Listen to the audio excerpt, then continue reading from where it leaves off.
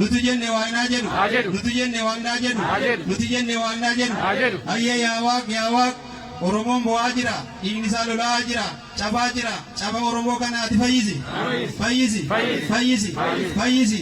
haati Oromoo bo'aa jirti ati garaashii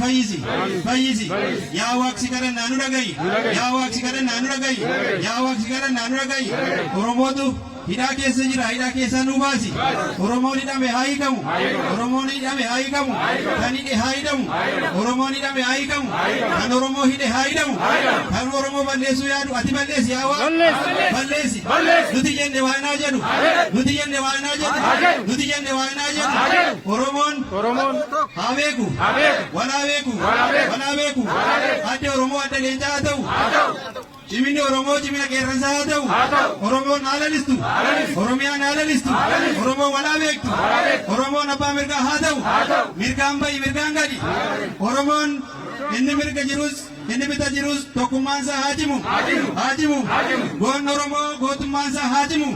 Oromoon qiyyafattee dhabiin diinni Oromoon argatiin meeshaan Oromoon qabatu kan ittiin diina isaa cabsu haa ta'u irreen Oromoo kan ittiin wal cabsu miti kan diina isaa ittiin cabsu haa ta'u Oromoo walaa beeku haa beeku akka keenya barbaanna ati nu gargaari yaa Rabbi ati irree nu ta'i ati beekumsa nu ta'i ati gargaartuu nu ta'i nuti si malee firan qabnu sitti mannaa sitti iyyannaa nu dhagayi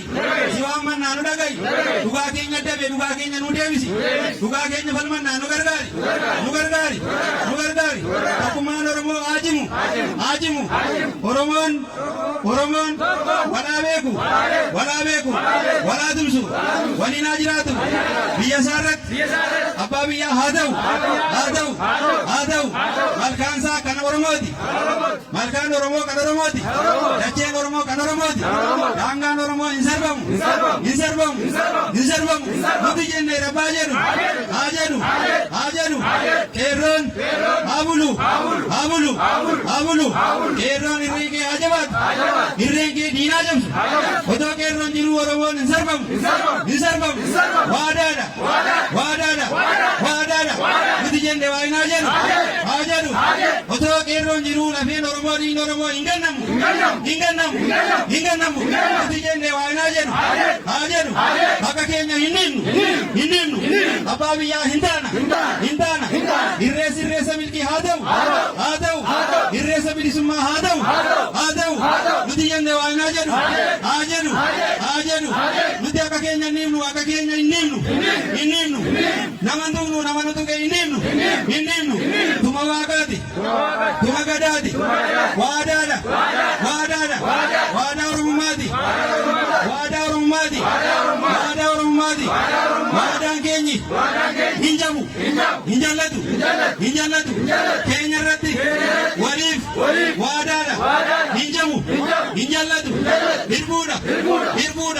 hirbuu waaqaan lafaati nuti jenne waaqnaa jedhu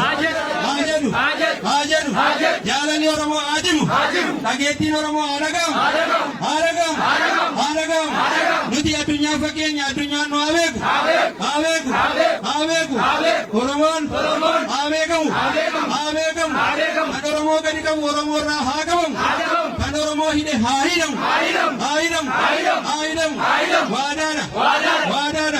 waadaan keenya hin jabu